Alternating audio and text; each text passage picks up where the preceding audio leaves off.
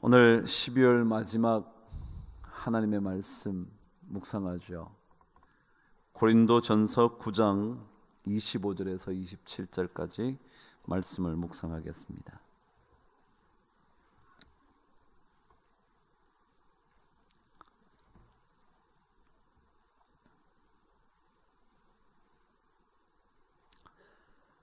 저와 함께 하나님의 말씀을 읽도록 하겠습니다. 시작. 이기기를 다투는 자마다 모든 일에 절제하나니 그들은 썩을 승리자의 관을 얻고자 하되 우리는 썩지 아니할 것을 얻고자 하노라. 그러므로 나는 다름질하기를 향방 없는 것 같이 아니하고 싸우기를 허공을 치는 것 같이 아니하며 내가 내 몸을 쳐 복종하게 함은 내가 남에게 전파한 후에 자신이 도리어 버림을 당할까 두려워함이로다. 아멘. 제가 제목을 자신을 주님 앞에서 들여다보십시오 그랬어요.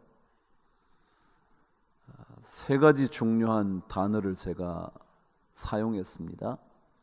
자신이라는 말이요, 그리고 주님 앞이라는 말이요, 그리고 들여다보는 거예요. 물론 오늘 제목에는 보십시오라는 말로 썼지만 제가 처음에 제목을 쓸 때는 들여다보십시오 그랬어요.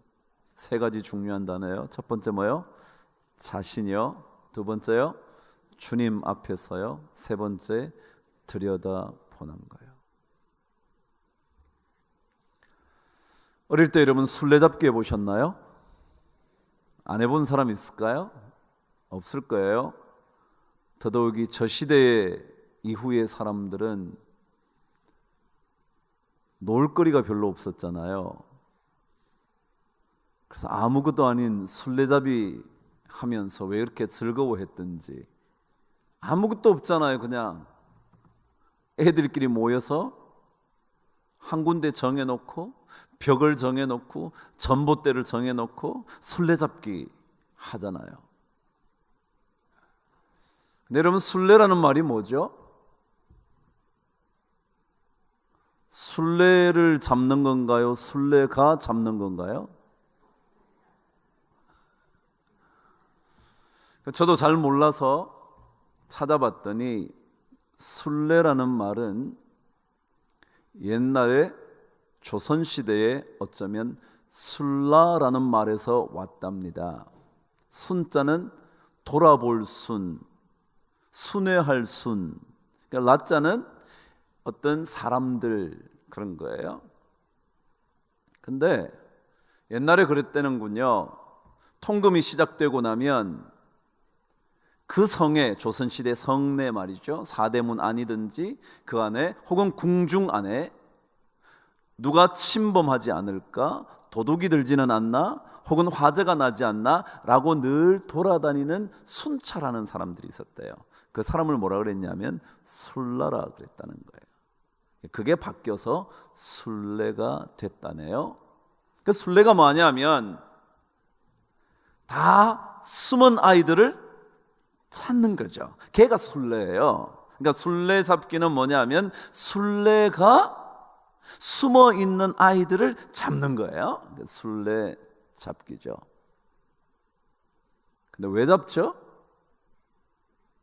놀려고. 근데 왜 잡냐 하면요, 술래가 어떤 아이를 잡으면 그 술래가 되었던 아이는 더 이상 술래가 되지 않고 잡힌 아이가 술래가 되죠. 아시나요? 모르시나요? 그래요.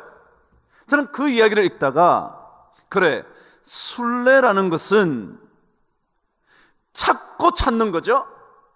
찾다가 발견하고 나면 자기는 술래로부터 풀려납니다. 남들은 마음껏 다닐 때 자기는 눈을 감고 숫자를 세야 합니다. 그 자리에서 벗어납니다. 자유케 되는 거죠. 좀 근사한 말을 쓰자면. 그걸 읽다가 그리스도인들의 삶은 순례의 삶 같은 거예요. 무슨 순례냐면 하나님을 찾는 순례.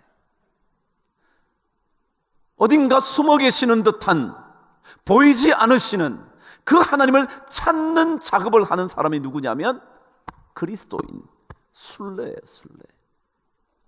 왜 하나님을 찾아야 되느냐 하면 하나님을 찾으면 그때부터 뭐요? 자유케 되거든요. 자유케 된다. 모든 짐으로부터 자유, 모든 시기심으로부터 자유, 모든 근심으로부터 자유, 죄에서부터 자유. 그래서 우리가 사실은 순례더라고요. 하나님 찾는 순례. 숨어 계시는 듯한, 어디에 계시는지 보이지 않지만 어딘가에, 아니 모든 곳에 계시는 그 하나님을 찾는 사람, 우리가 순례더라고요. 하나님을 찾으면 우리는 모든 어두움으로부터 자유케 되는 거예요. 그래서 우리는 그런 찬송을 불렀잖아요. 죄에서 자유를 얻게 함은, 그 다음 뭐예요? 보혈의 능력, 주의 보혈, 시험을 이기고 승리하니 참 놀라운 능력이로다. 주의 보혈 능력이 또다. 주의 피 믿으오. 주의 보혈 그 어린 양의 매우 귀중. 하나님을 찾으면 죄에서부터 자유케 되고, 그리고 모든 시험으로부터 벗어나게 되고, 시험을 이기게 되고 승리케 되는 그 일 하는 것이 그리스도인 아닐까. 그래서 그리스도인들은 고난 중에도 하나님을 찾습니다. 어려운 삶 속에서도 하나님을 찾습니다. 외로움 속에서도 하나님을 찾습니다.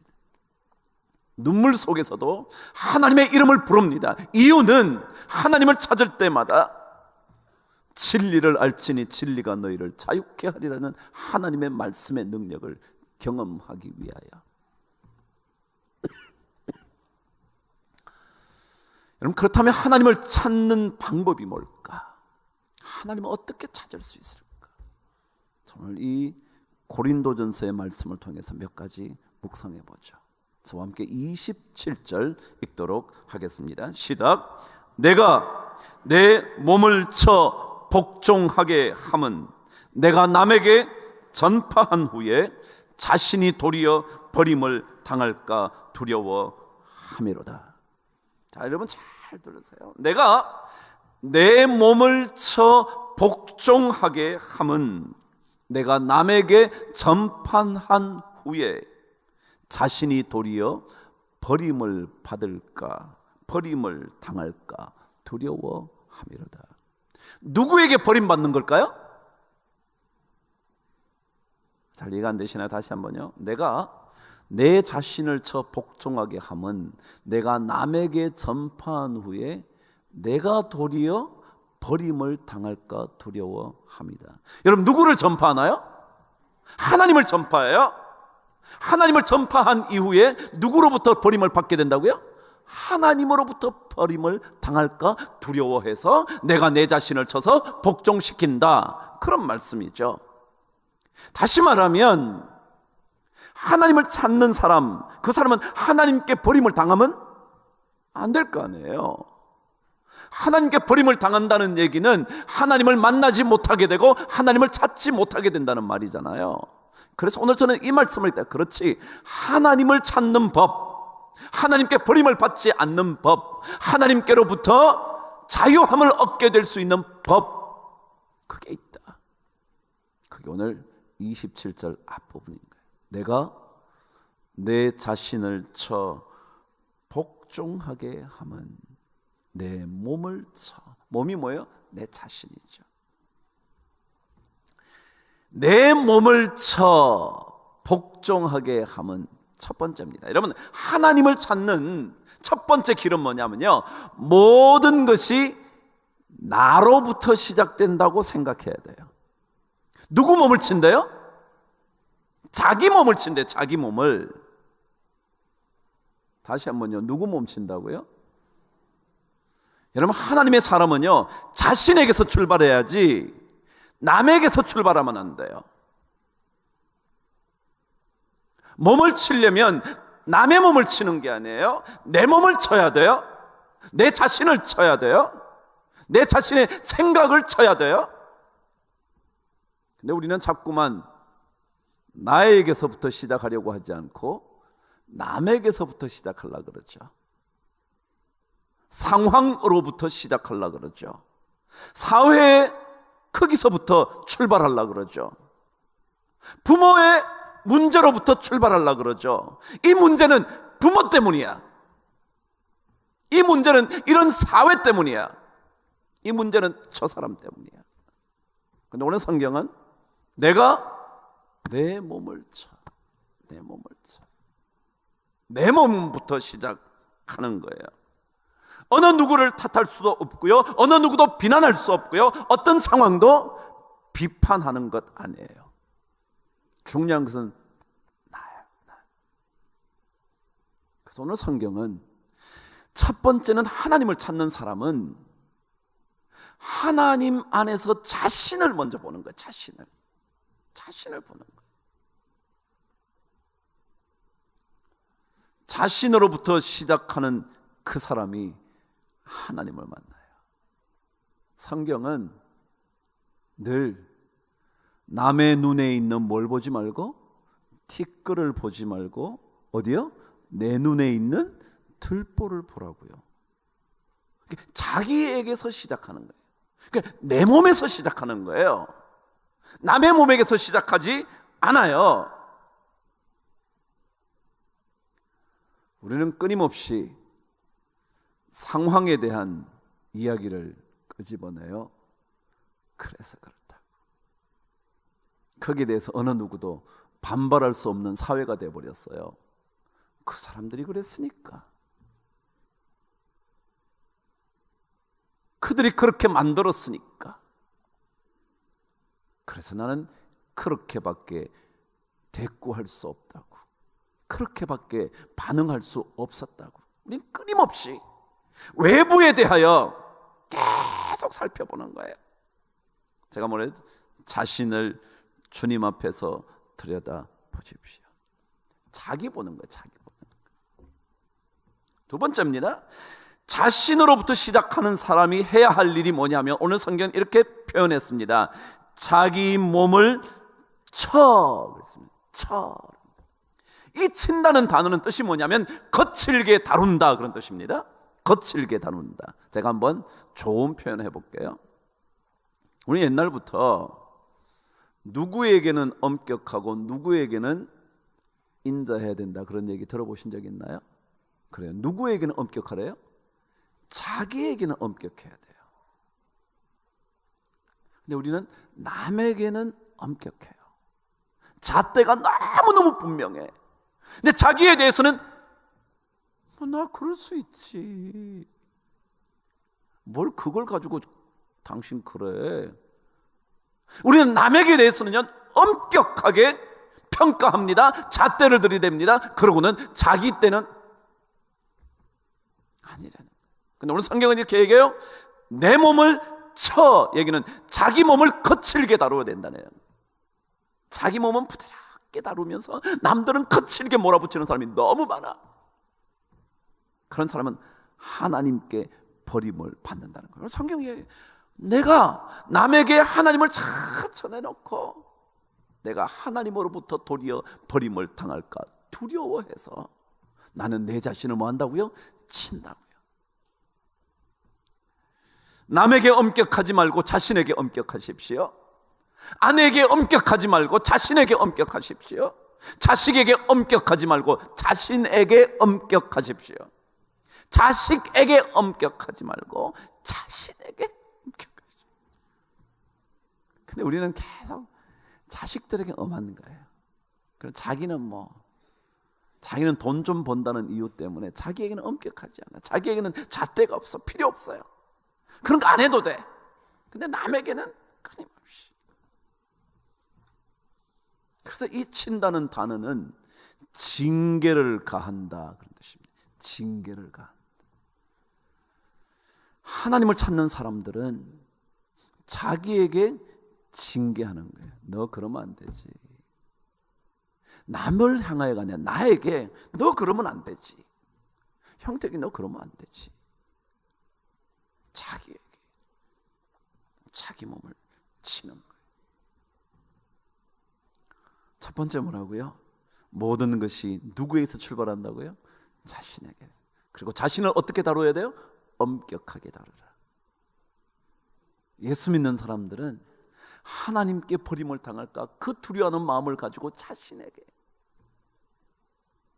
야고보서 선생님의 말씀대로 너희는 많이 선생이 되려고 하지 마라. 왜냐하면 남을 가르친 이후에 자기 자신이 오히려 더 많은 것들로 인하여, 가르친 그것들로 인하여 하나님 앞에 너 가르칠 땐 그랬지. 그래서 저는 하늘나라 가면 제가 할 말이 없을 거예요. 왜냐하면 여러분 앞에 너무 많이 가르치느라고. 그런데 저는 하나님 앞에 가면 그 많은 가르침에 대하여 너 책임져. 하나님 그러실 거니까. 세 번째는요, 오늘 성경 그렇게 말합니다. 내가 내 몸을 쳐 뭐라고요? 복종하게 함은. 이 복종한다는 단어는 노예로 끌고 오다 그런 뜻입니다. 노예로 만든다 그런 뜻입니다. 그게 뭘까요? 하나님을 찾는 사람은 자기 자신을 주인 삼으면 안 된다. 자기 자신을 뭘로 끌고 와야 된다고요? 노예로 끌고 와야 된다. 다시 말하면 예수 믿는 사람들은 내가 주인이 아니라 누가 주인이라고요? 하나님이 주인. 돈의 주인이 누구라고요? 하나님이라고요. 내가 돈 벌었으니까 내 돈이라고요? 아니요. 내가 내 자식을 키우니까 내가 주인처럼 자식을 대한다고요? 아니요. 그 자식의 주인은 누구라고요? 하나님이요. 그래서 우리 자신을 끊임없이 주인으로부터 노예되게 만드는 것. 그래서 이것이 싫어서 모든 철학자들은 인간을 노예로 만들어 그런 종교한데 그래요. 아니요. 우리는 주인 되는 모든 것 내려놓고 그분을 주인으로 삼아요. 우리 그런 찬양 불렀잖아요. 내가 주인 삼은 모든 것 내려놓고. 우리 그러잖아요. 주인 삼은 것 내려놓는 일이 하나님 찾는 거예요. 내 일을 통해서 나를 내려놓고요, 내가 섬기는 일을 통해서요 나를 내려놓고요 하나님을 주인 삼는 거예요. 내가 했으니까 누가 건드려? 내가 이거 하는데 누가 감히? 그게 뭐냐? 자기가 주인이 된 거거든요. 그러니까 하나님을 만나려면 늘 자기 자신을 쳐서 주인의 자리에서 내려오는 거죠. 그걸 가리켜 우리는 낮춘다 그러잖아요. 그죠? 우리가 꼭 노예되자 그런 말. 다시 말하면 우리 자신을 낮추어야 한다는 거예요. 모든 문제의 해결은 자기 자신을 낮추는, 자기 몸을 쳐서 복종시키는 데 있습니다. 자신을 낮추지 않고서는 하나님을 찾을 수 없습니다. 당연한 거 아닌가요? 내가 높은 자리에 있는데 하나님이 왜 와요? 왜 오세요? 오실 필요 없죠. 아니, 오시면 안 되죠. 근데 내가 높은 자리가 아닌 낮은 자리에 있어야 하나님이 오실 수 있죠. 저에게 지난주에 누가 한 권의 책을 주셨어요. 하나님께는 우연이라는 게 없다고. 하나님의 길에는 우연이 없다는. 그 토즈라는 사람이 쓴 책인데 거기에 보면 이런 글귀가 있습니다. 우리가 먼저 주님께 무릎을 꿇어야 비로소 우리의 적이 우리에게 무릎을 꿇는다. 다시 한번요. 우리가 하나님께 먼저 무릎을 꿇어야 우리의 적들이 우리 앞에 무릎을 꿇는다. 그래서 하나님은 우리를 정복하심으로 우리의 적을 정복하신다. 참 이상한 방법이죠. 하나님이 남을 정복시켜서 야, 너 적 없애줄게. 그러지 않고 뭐라고요?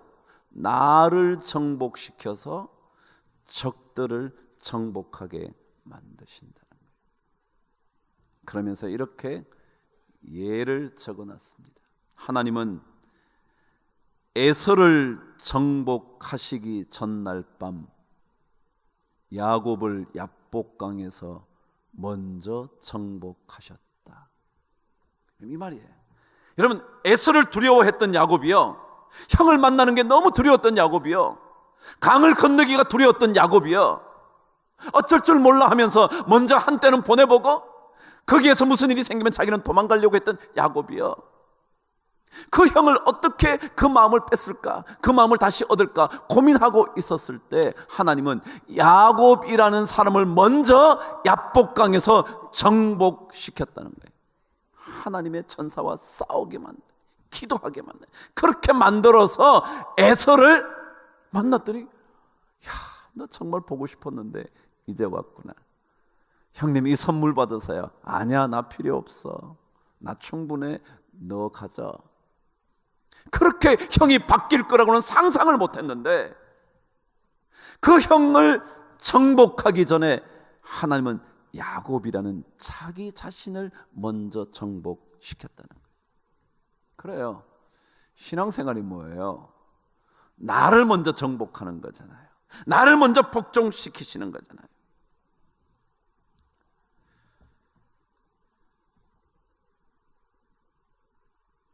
그는 계속해서 이렇게 적었습니다. 우리가 치명적인 적을 상대해야 한다는 것을 미리 내다보시는 하나님, 그죠? 수많은 적들과 내가 싸워야 된다는 걸 이미 내다보시는 그 하나님이 우리에게 승리를 주시는 방법은 그분 발 앞에 우리 자신이 겸손히 무릎 꿇어야 하는 그것이다. 자기를 낮추는 거예요. 그걸 사도 바울은 내가 내 몸을 쳐 복종하게 하는 것이라 그랬어요. 이것이 성공한다면 그 다음부터는 모든 것이 쉬워진다고 토저는 말했습니다. 우리는요, 적을 이기기 위해서 적에게 달려들죠. 그죠? 그래서 악을 쓰죠. 적을 이기려고. 근데 성경은 적을 이기려고 적에게 달려드는 것이 아니라 누구에게 달려들었냐면 나에게 달려들어요. 내 고집을 꺾고 나의 악한 생각들을 꺾고 하나님을 거부하려는 교만을 꺾고 나 자신을 치는 거예요. 그렇게 하고 나면 하나님께서 우리에게 승리를 가져다 주시는 것. 영적인 삶에서는 우리 자신을 하나님께 내려놓는 것, 하나님 앞에서 자기 자신을 낮추는 것, 하나님께 자기 자신을 복종시키는 것이 승리의 공식이라고 성경은 가르쳐 줍니다. 그래서 우리 그리스도인들의 진보를 방해하는 가장 큰 적은 누굴까요? 우리예요, 우리. 저 사람 때문에 난 막 교회 다니기 싫어. 저런 사람 때문에. 적이 그 사람이 아니에요. 그 사람들이 우리를 이렇게 만들어서 아니에요. 적은 누구라고요? 우리라고요, 우리. 그래서 우리를 쳐서 복종시켜야 하는 거예요. 환경이 우리를 앞으로 나아가지 못하게 하는 것이 아니에요. 풀무 뿌리 우리를 막아서는 게 아니에요. 그것 때문에 틀린 게 아니죠. 외부적인 환경은 우리의 영적인 삶을 무너뜨릴 수 없어요. 우리를 무너뜨리는 것은 누구라고요? 우리라고요, 우리. 그래서 사도 바울은 이기기를 다투는 자마다 모든 일에 절제하나니, 이기려면요 남을 어떻게 하는 게 아니고 뭐예요? 내 자신을 절제시킨다는 거예요. 내 자신이 조심해야 된다는 거예요. 그럴 때 승리가 오는 거지. 그럴 때 승리자의 관을 쓰게 되어 있는 거지. 저 사람이 어떻게 됐기 때문에 난 못해. 그럴 수 없어요. 여러분, 비행기는요, 공기의 저항을 이용합니다. 아시죠? 물론 연료가 주는 에너지를 가지고 비행기가 떠요. 물론이지만 사실은 비행기를 가장 잘 뜨게 만드는 것은 공기의 저항이에요. 그 공기의 저항을 이용해서 오히려 그 거대한 비행기, 엄청난 무게의 비행기가 뜨게 돼 있어요.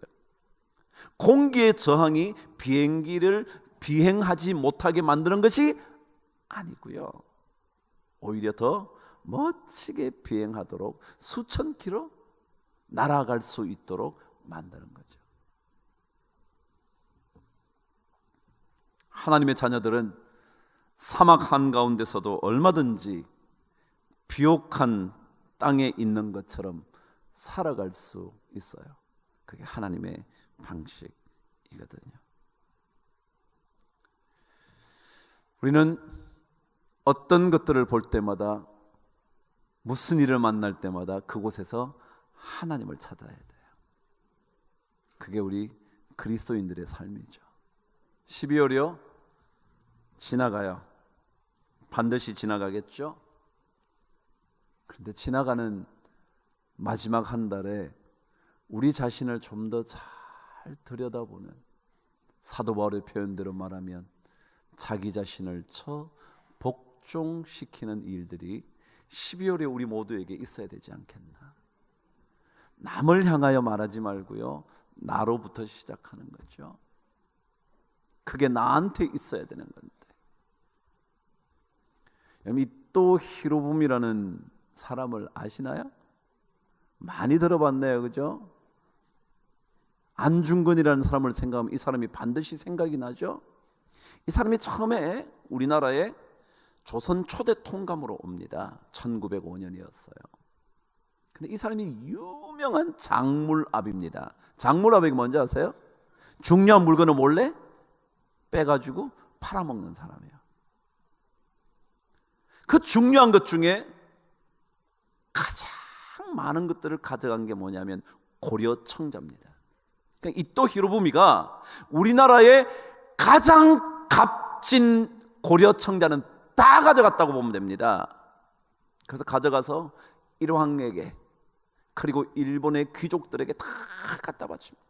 그러니까 수천 점이, 진짜로 수천 점이 이또 히로부미의 손에 의하여 고려 청자가 사라집니다.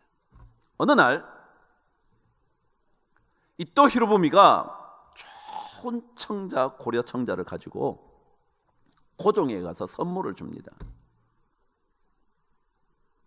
그랬더니 고종이 이렇게 물었다잖아요. 이 푸른 그릇이 어디에서 났죠? 그랬더니 이또 히로부미가, 이것 이 나라 고려 시대 것이죠. 그런데 그 다음 말입니다. 이런 것 우리나라에 하나도 없는데요. 다 가져갔으니까. 여러분, 그게 우리에게 있어야 되는데 다 가져갔다. 여러분, 그리스도인들은 자기 자신을 복종시키는 게 누구에게 있어야 되는데? 나에게 있어야 되는데. 다 뺏겨버리고 남들을 치려고요. 남들을 쳐서 복종시켜야 자기가 마치 이기는 것처럼 알아요. 남을 억누르면 자기가 승리하는 줄 알아요. 자기를 치는 일이 내게 있어야 되는데 이런 게 자기에게는 없어요. 다 사라져버렸어요. 그리고 끊임없이 외부 환경을 얘기하고요, 저 사람의 성품을 얘기하고요, 그 사람의 성격 때문이고요, 이 사회의 부조리 때문이고요, 끊임없이 그러는. 여러분, 12월이요, 우리 자신을 잘 주님 앞에서 들여다봄으로 주님 앞에 들여다보는 그 인생이 버림당하지 않는다는 그 믿음의 삶을 꼭 사시게 되기를 주의 이름으로 축복합니다. 여러분, 12월까지 잘 나와주셔서 감사하고요, 내년에도 우리 또다시 열심을 내어서 내년에 저도 빠지지 않을 수 있도록 기도해 주시고, 여러분들 이렇게 와주셔서 정말 고맙습니다. 오늘 우리 자녀들 왔는데요, 그 자녀들에게 꼭 복된 이야기를 해주시기를 바랍니다. 귀한 오늘 날, 귀한 날 여러분 오신 것 다시 한번 축복하고 하나님의 은혜가 넘치기를 바랍니다.